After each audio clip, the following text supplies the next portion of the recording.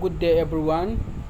In our previous classes we have discussed on how to write a contract, how to test the contract locally, and how to test it on testnet, how to deploy it, and even interact with the contract. So today we are going to learn how to debug a contract. So we can debug our smart contract in two different ways. We can use console log to debug our contract, and we can also use Visual Studio Debugger, Visual Studio Code Debugger to debug our contract. So without waste much of our time, let's continue. So this is our contract, and what this contract does is to multiply two numbers, and whoever provides the product of the two numbers is the one that can interact with the contract. So we are going to use console log to debug it, although it doesn't have any problem in our code, but I will show you how to debug it. So let's compile our contract. This is sync.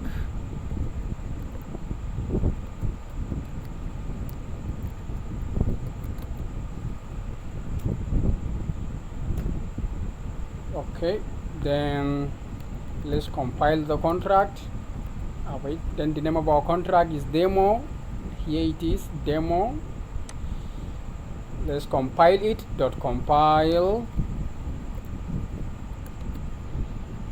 So let's get our instance const demo equals new demo, and in the constructor we have two parameters. That's the value of x and y. So let's pass it here. So as you can see, the IntelliSense, we need to pass the value of x. Let's say 3 big integer, and let's say 2. Okay, so this is our instance. So let's call our public method. Our public method name is what is public. Here it is. So let's say demo dot is public. So what we are going to pass here is the value of z, the product of these numbers. So we have 3 and 2, and the product of 3 and 2 is what? Is 6. So this is it. And so now we are going to use the console log to print out the values, so that we make sure that they are carrying the value as we are expecting. So we can debug our contract this way. So we can easily say let's use console log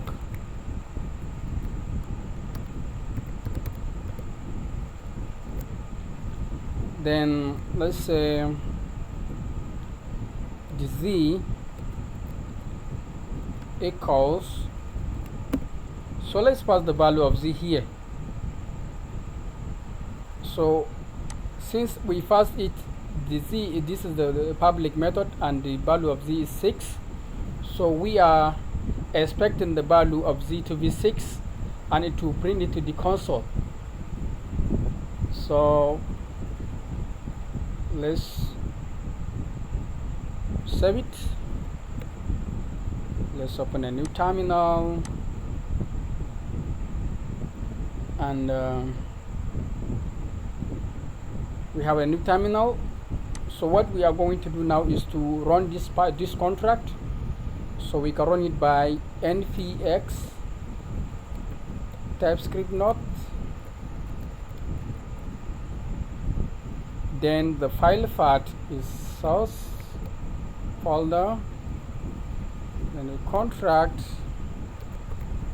This is the part where our file is located. Then the name of our file is demo.ts. So let's run this one. So what this will do, will print the value of z on the console, but I will do a lot of stuff on how to show you how to debug the contract. So it is running. Let's wait for it for a second.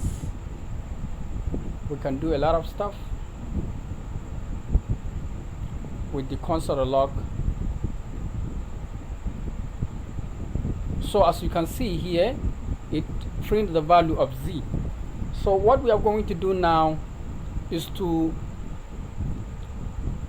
debug the contract, means to know the value of x, the value of y, and are they carrying the exact value as we are expecting. So here we have a non-public method, so let me remove it so that it will not bring distraction.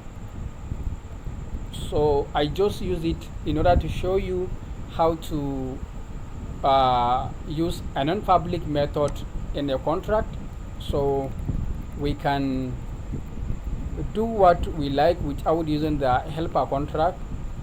So let's say this one will add, so sorry, it's multiplication.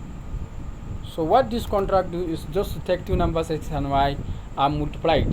So for us to debug this, we are going to print out console log, so the value, let me say just x,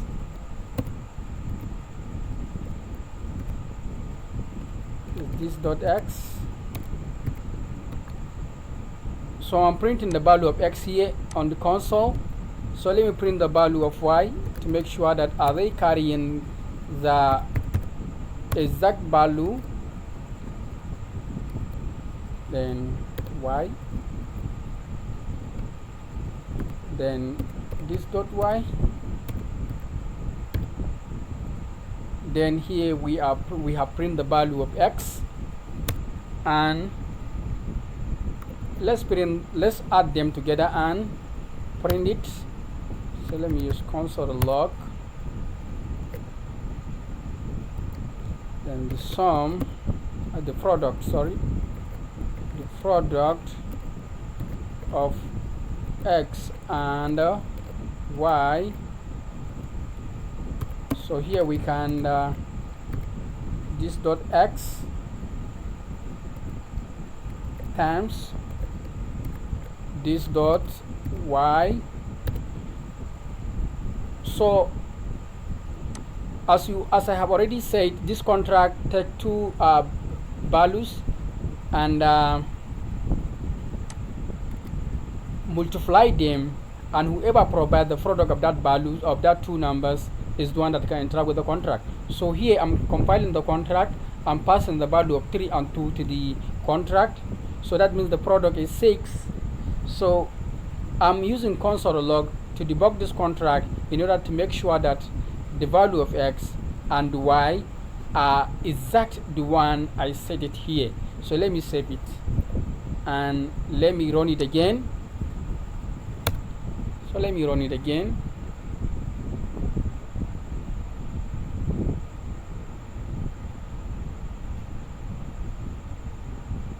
So as you can see, it print x is 3 as I have passed it here, and the value of y is 2 as I have passed it here. Then z is 6 because 2 times 3 is equal to 6. Then the product of x and y is what? This dot x times this dot y. So this shows you that our x and y carry the exact value as we are expecting them to carry. So with this console log, you can debug your contract to make sure that the parameters are carrying the exact value as expected. So with console log, you can do a lot of stuff. You can even print out the script size of the contract and a lot of stuff with console log. So I have you understand how we use console log to debug a contract. And if you have and if you need more explanation about how to debug a contract with console log, you can visit the script documentation. So let me open it here. So this is the official documentation of script, and here under the how to debug a contract tab, so you can get more knowledge and information about how to debug a contract, and you can even try it on Reflit so that you will have a demo contract that you will debug it using console log. So I hope this is helpful, and please, if you have any question, just let me know. I'm here to answer any question. Please.